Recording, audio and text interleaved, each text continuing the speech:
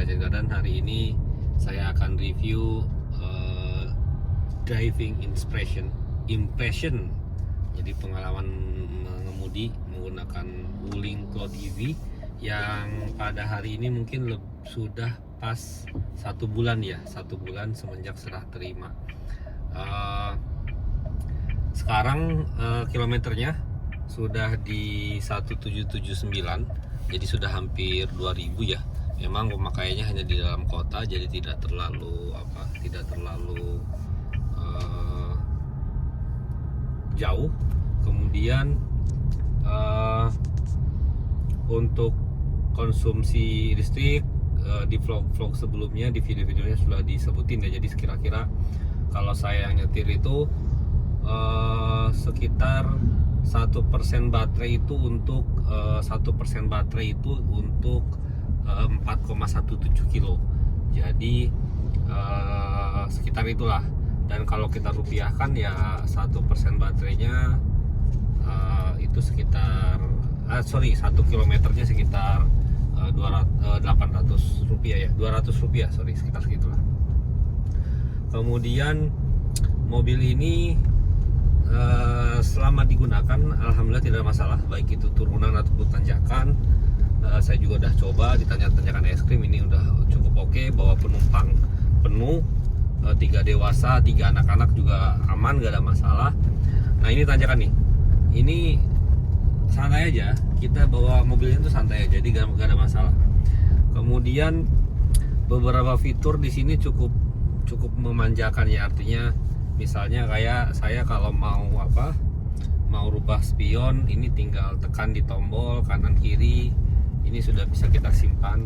Kemudian lampunya, nah ini lampunya itu dia otomatis, jadi sistem dia tidak mendukung perintah ini. Jadi dia lampunya itu ini bisa kita setting otomatis. Kemudian kita juga bisa set low position, kemudian high position, kemudian untuk jaraknya juga ini enak, bisa jauh bisa dekat itu.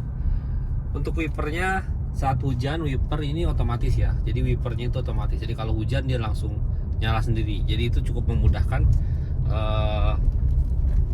pemakaian atau nyetirnya ya. Kemudian ini juga dilengkapi dengan fitur ADAS. Saya udah pernah coba beberapa kali fitur ADASnya, tapi memang saya lebih percaya diri sendiri, jadi jarang sekali saya gunakan fitur ADASnya. Dan apalagi ya, oh ya, untuk kemudahan dalam mengendara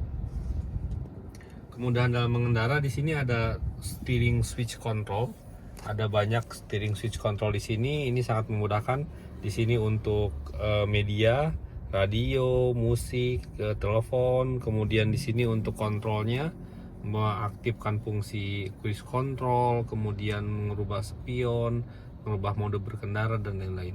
Jadi memang cukup memudahkan sekali. Untuk spion ini kita bisa auto dim, bisa dim ya. Jadi artinya kalau silo di belakang kita bisa atur, walaupun memang masih manual, tapi ini sangat memudahkan, istilahnya komplit lah. Kemudian buka bagasi juga kita bisa dari sini, enak sekali.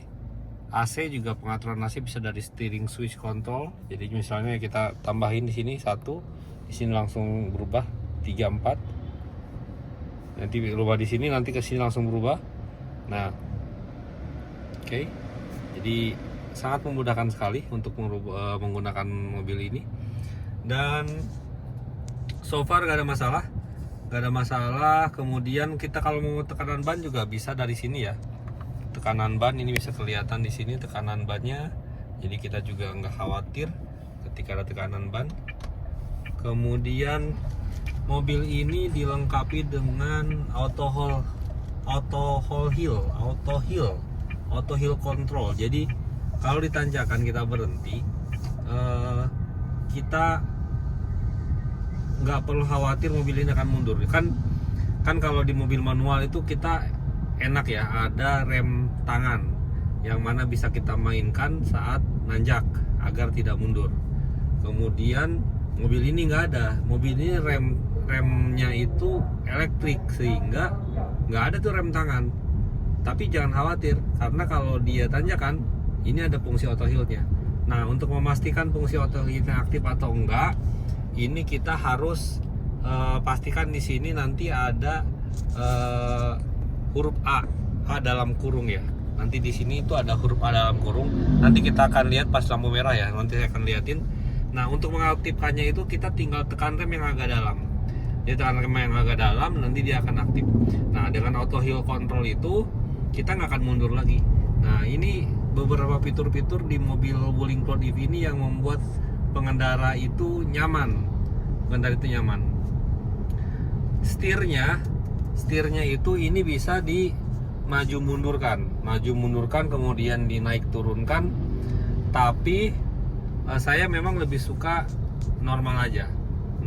Jadi nggak diturunkan atau dinaikkan, karena posisi joknya ini kita bisa naik turunkan, sehingga memang saya lebih suka merubah di posisi joknya saja. Kemudian apa lagi ya, di hampir 2000 km ini alhamdulillah tidak ada kendala ya. Alhamdulillah tidak ada kendala, baik itu dari berkendaranya maupun dari listriknya. Jadi kita pemakaian satu hari itu sekitar 40-50 km, dan ngecasnya di rumah menggunakan portable charger ya, dan juga menggunakan wall charger. Jadi alhamdulillah saat ini kita sudah ada wall chargernya di rumah. Nah, kemudian apa lagi ya yang membuat ini lebih nyaman tuh adalah bannya itu dia 18 inch.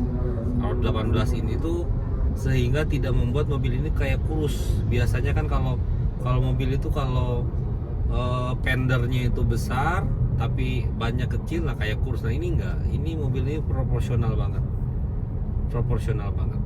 Oke, ini udah ada lampu merah ya. Nanti kita ada pas banget ini kita dapat lampu merah. Saya akan tunjukin. Sayang sekali ini lampu hijau, saudara-saudara. Jadi kita nggak bisa auto hold-nya. Nanti kita akan lihat di auto hold-nya nanti pas berhenti ya, biar enak. Ini sekalian jalan-jalan di keliling kota Kuningan asri, aman, sehat, rindang, indah. Kemudian apalagi ya yang bisa diceritain ya, kita lihat kurva pengemudi.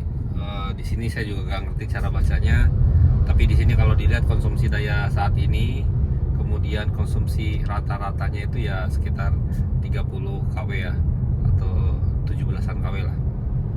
Kemudian apalagi ya, nah di sini juga ada fitur 360. Oh, nggak bisa. Oke. Nah, hanya pada saat kecepatan parkir aja kita bisa lihat kamera 360-nya. Ya mungkin ini kekurangan ya, karena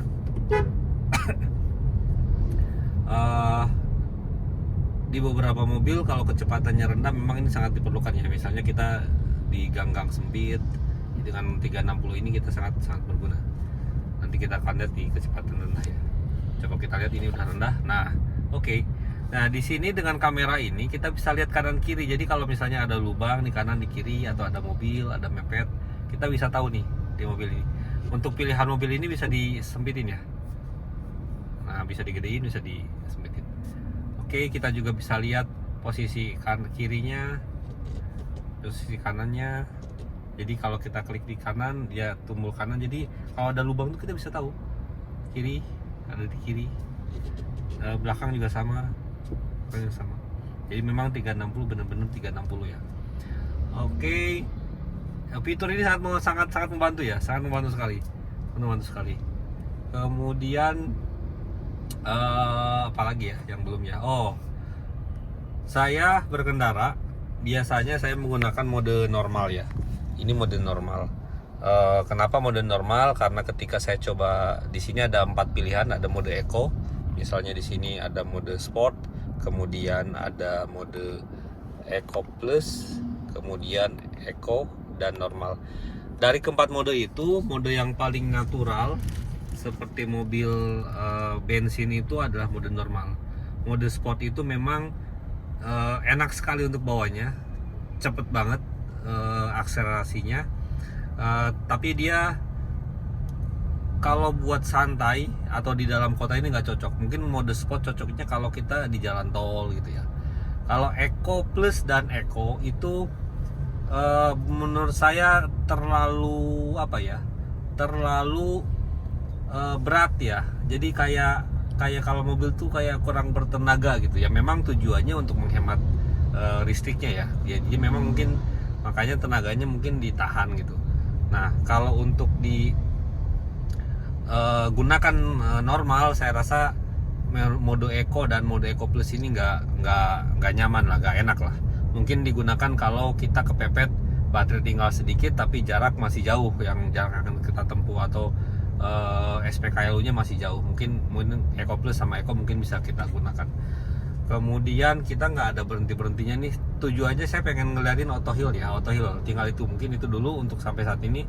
Nanti kita akan berhenti dulu di sinilah, di tempat parkir ini kita akan berhenti.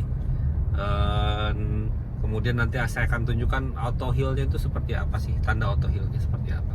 Karena itu adalah fitur yang paling apa ya, menurut saya paling enak ya. Karena jangan sampai kita di tanjakan berhenti terus kita mundur gitu kan, itu bahaya banget. Oke, kita akan berhenti dulu di sini.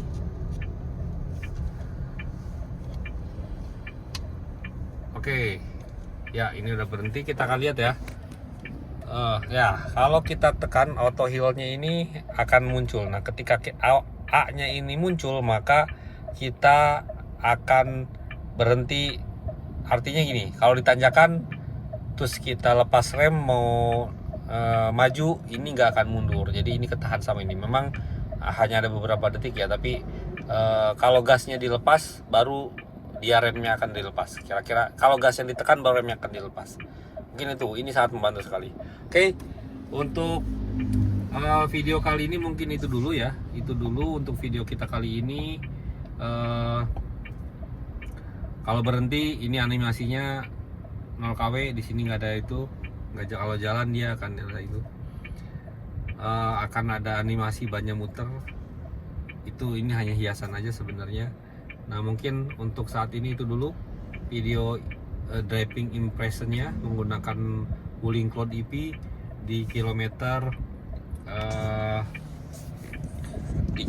di sini belum kelihatan ya kilometernya, sebentar.